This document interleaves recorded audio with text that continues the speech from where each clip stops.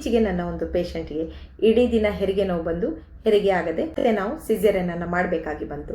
Delivery ಆದ ನಂತರ ಮಗು 2.8 kg ಇತ್ತು. ಅವಳಿಗೆ ಕೊಟ್ಟಾಗ ತುಂಬಾ ಖುಷಿ, ಆದರೆ ಮುಖದಲ್ಲಿ ಒಂಥರ ಬೇಸರ. ಡಾಕ್ಟರ್ ನನ್ನ ಫ್ಯಾಮಿಲಿ ಅವರಿಗೆ ತುಂಬಾ ಗೇಲಿ ಮಾಡ್ತಾರೆ, ತಮಾಷೆ ಮಾಡ್ತಾರೆ. 2.8 kg ಮಗು ಹೆರಿಗೆ ಆಗಲಿಲ್ಲ, ಅವರೆಲ್ಲ 3.8 kg ಮಗು ಹೆರಿಗೆ ಆಗಿದ್ದಾರೆ.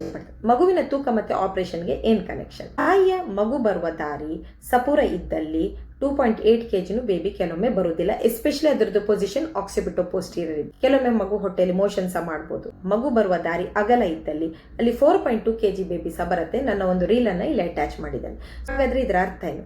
ತಾವು ಯಾರಾದ್ರೂ 4 kg ಬೇಬಿ ಹೆರಿಗೆ ಆಗ್ಬಿಟ್ಟಿದ್ದೀರಾ, ಆದ್ರೆ ತಮ್ಮ ಫ್ಯಾಮಿಲಿ ಮೆಂಬರ್ 2.8 kg ಬೇಬಿಗೆ ಸಿಸೇರಿಯನ್ ಮಾಡಿಸ್ಕೊಂಡಿದ್ದಾರೆ ಅಂದ್ರೆ ತಾವು ಬ್ರೇವ್, ಅವರು ಲೇಜಿ ಅಂತ ಅಲ್ಲ.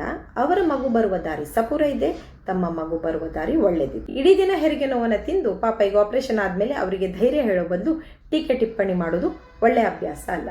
ಈ ರೀಲನ್ನ ಸೇವ್ ಮತ್ತೆ ಶೇರ್ ಮಾಡಿ.